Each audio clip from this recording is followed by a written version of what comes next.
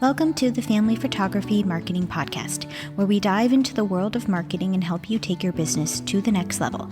I'm your host, Fiona, a marketing expert with 10 years of experience in the family photography industry, and in each episode of this podcast, I'll be sharing my insights and strategies for successful marketing to help you navigate the ever-changing landscape of digital and traditional marketing techniques.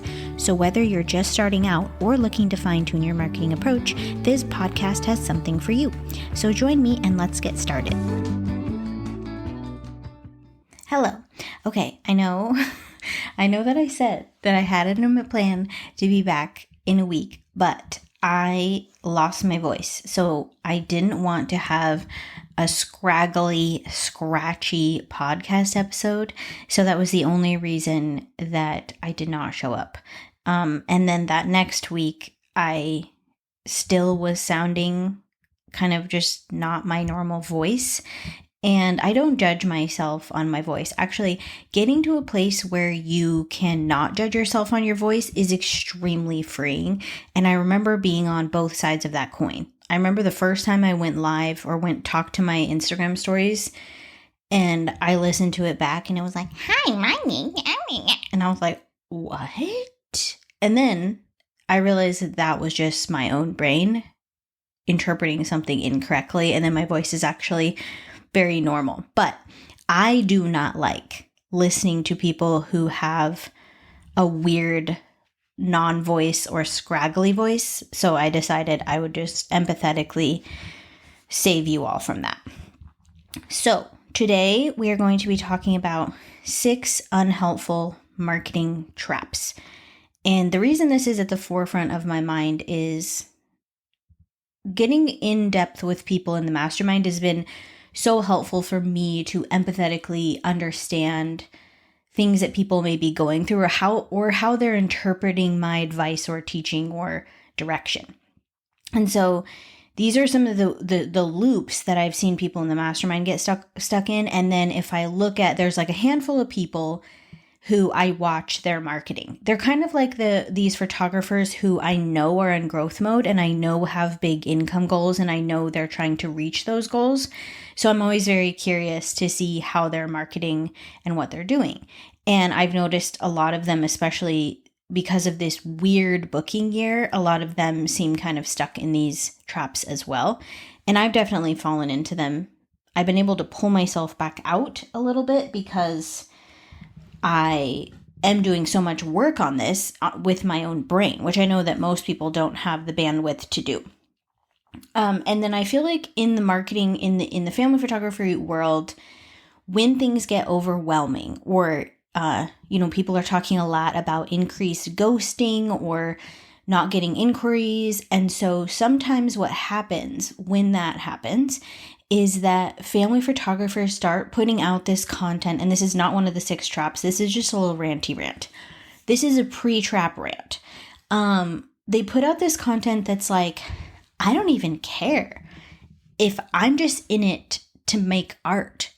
And there's nothing wrong with making money. And I said this on my Instagram stories, like, you are allowed to be an artist who makes money. And if it gets hard to make money, you have to be careful that you don't flip it and start villainizing that side of this creative profession. Because I know there's a lot of photographers out there, and I've talked about it a lot, who make their money not actually from session fees. They make their money from education or workshops or presets or whatever. So this sort of mindset to them, they can kind of talk about it and maybe it feels true because it's like, oh, I don't really need the money from photography. So I'm just going to focus on being hyper creative and, I don't need to make money from this job. And then there's all these people who I feel like kind of feel crappy who are like, well, I do need to make money from this job. It is also a creative endeavor. I'm also an artist. I'm also a business person. I also want to contribute financially to my family. So it's just, I always see it in these sort of, when business is good, like when fall is a poppin', I see it switch back where it's like, I'm so happy that this business creates financial freedom for my family or that I can take us on trips or whatever. And then when business is slow, there's a mental switch to be like, well, F this money making part. Like, I'm just an artist. And so if you see that, I just want to know, and I want to be a person who is quite proud of the fact that I own a creative business that contributes financially to my family. And as much as I love family photography, I don't want to do it for free. And I also don't want to do it unprofitably. Ooh, that was like a little rap. Not a rap, a little song. So anyway, whenever I see that, where it's like, we don't even need people to hire us. It's like, well, if you have financial goals, then you do. And on the exact same side of the coin, having financial goals connected to your business is A, normal, and B, really a great way to think about your business. Because otherwise, if you keep operating in that mind space and you actually do need the money, but you're not making the money, you will fall into a pit of resentment and quit. And that's not what we want. So anyway, just a little commentary on the old Instagram trends. Now going into the unhelpful marketing traps. The first one I see people get, so I'm going to talk about the top three are going to be loops that I see people get stuck in. So the first one is an indecision loop. And if you were to go through the phone and into this photographer's world, you would probably see that they have a lot of notes and a lot of ideas, but the execution of those ideas is not happening at all. So on the outside, from the outside looking in, it's very quiet. It's like, oh, she doesn't, I don't see any updates. I'm not sure exactly what she's booking. But if you were to go through the phone and become her pencil, for example, you'd be working furiously writing notes, or a thought wave in her brain, you'd be on turbo mode. But because there's an indecision about what to actually say, do, market, post, it's quiet. It's all quiet on the photography front.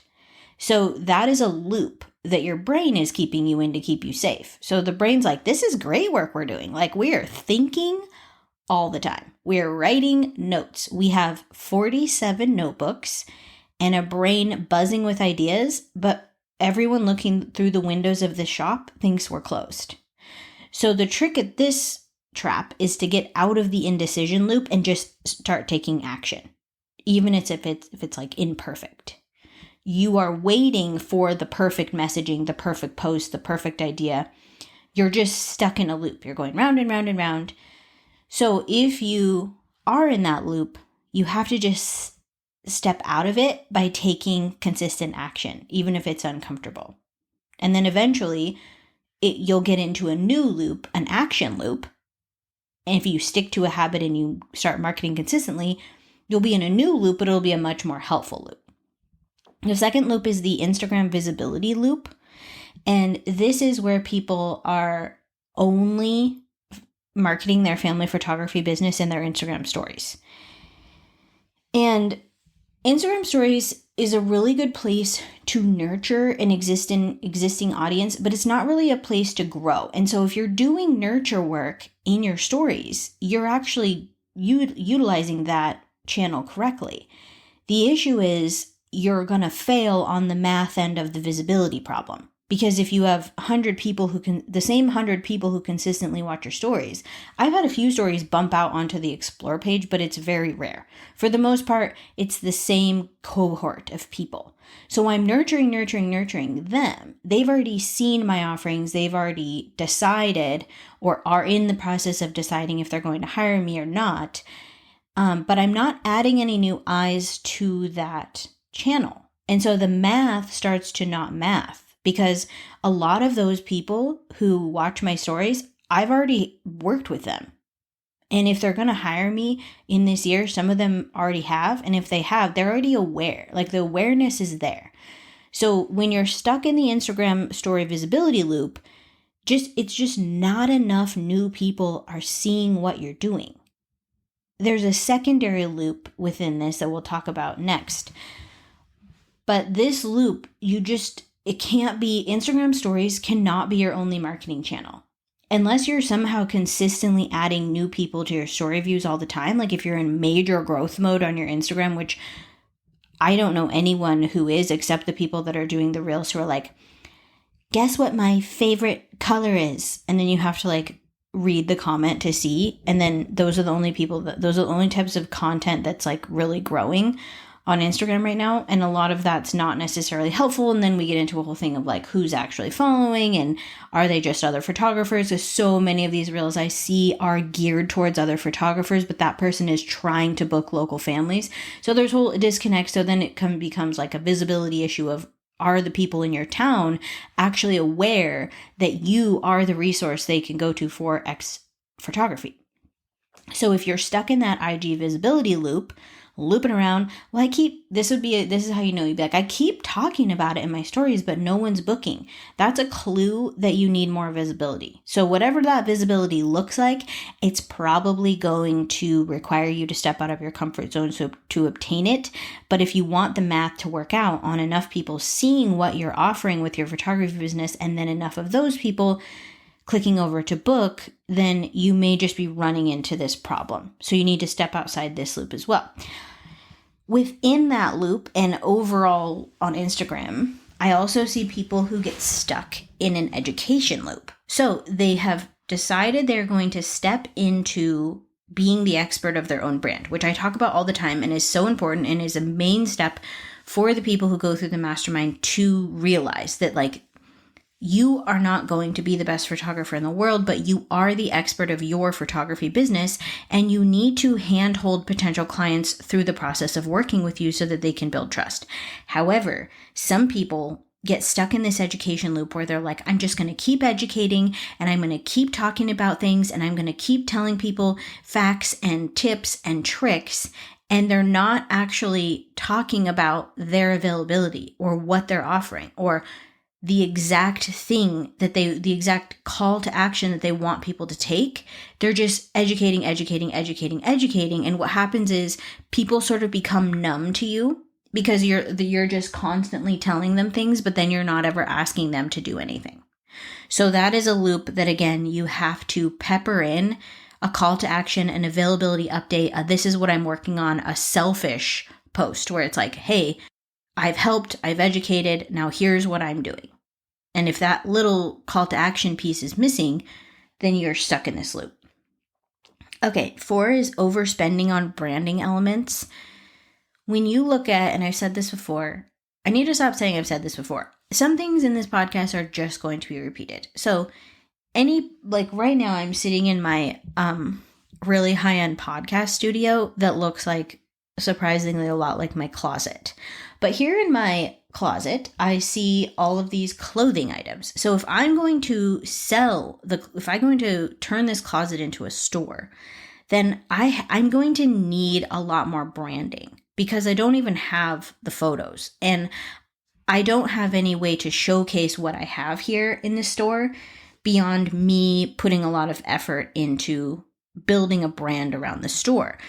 So what's so different about family photography is your work and yourself are the brand. You don't really need a ton of expensive branding elements. You don't need an overly complicated logo, website. You don't need a lot of things that a regular store might need to hyperfixate on to build trust. Because multiple people are selling the same shoe. Multiple stores are selling the exact same shoe.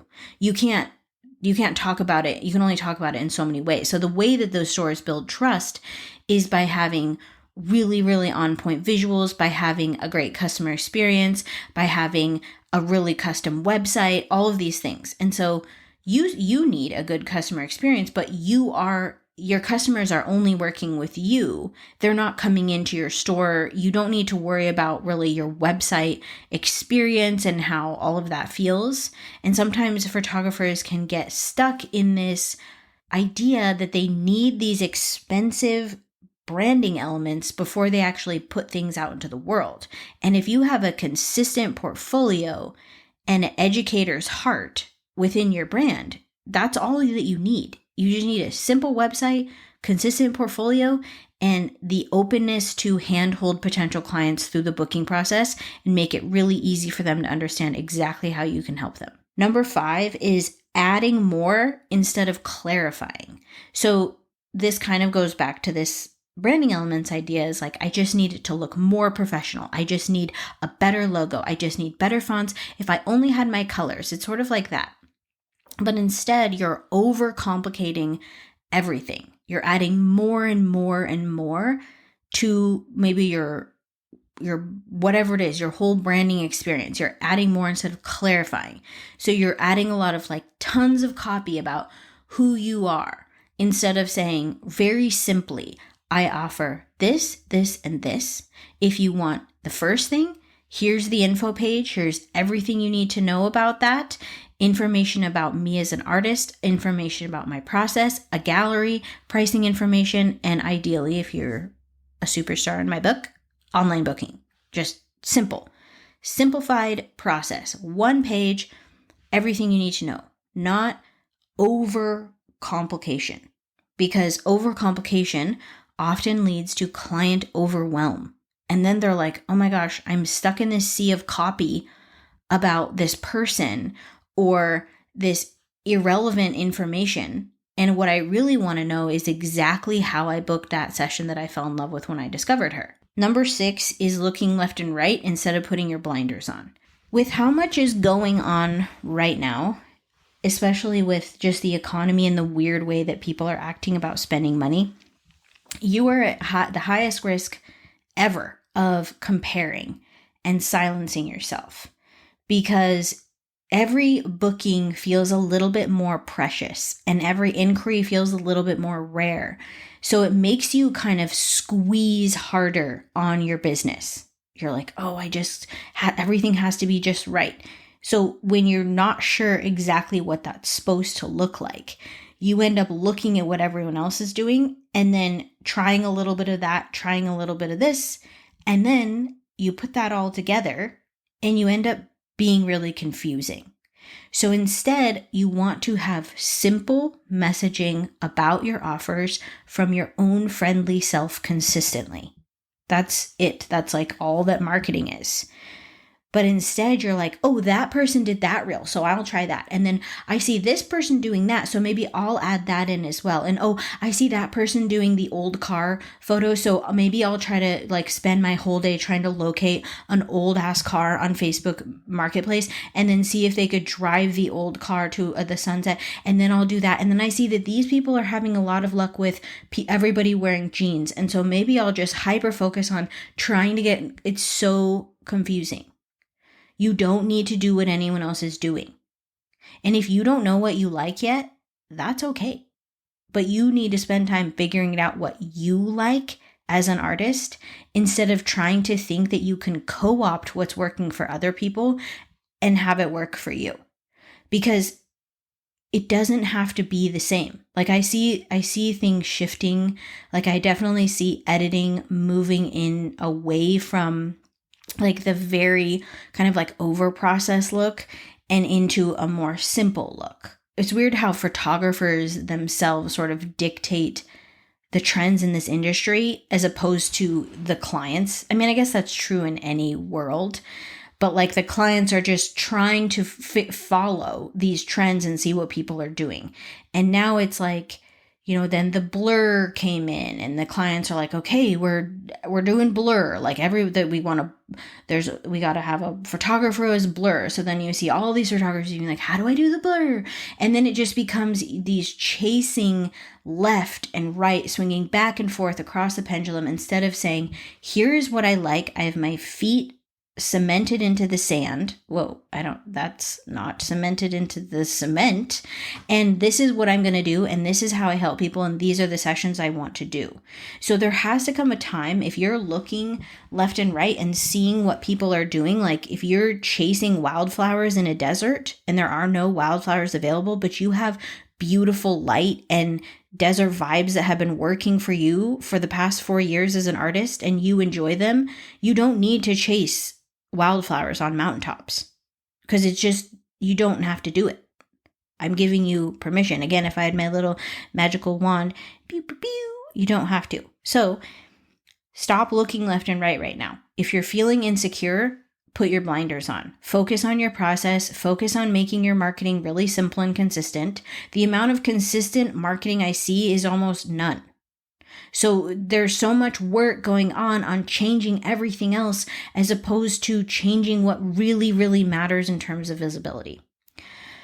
Okay, so this episode is now coming to a close. I am going to record again next week, and then I'm probably going to take a little break just because I want to put together a group of beta testers for a little my first Facebook ad for family photographers group. So I want to get that all set up and figure out exactly how I want it to run. So I want to build that and then be able to talk about it on the podcast after I come back from a little break. So one more episode, then a little break. And in the meantime, in terms of ways to work with me, the mastermind, the third round is well on its way. And I'm not doing another one until probably after my own busy season, just because I want to make sure I can give as much as I can to everyone. But I still have the website course up, and I have the marketing course. The website course has been really, really helpful for people. Making your website be essentially like your salesperson is incredibly helpful, especially when you're feeling really overwhelmed by everything else that's happening in your photography business. It's a really great place to channel your energy. All right, I will see you guys next week.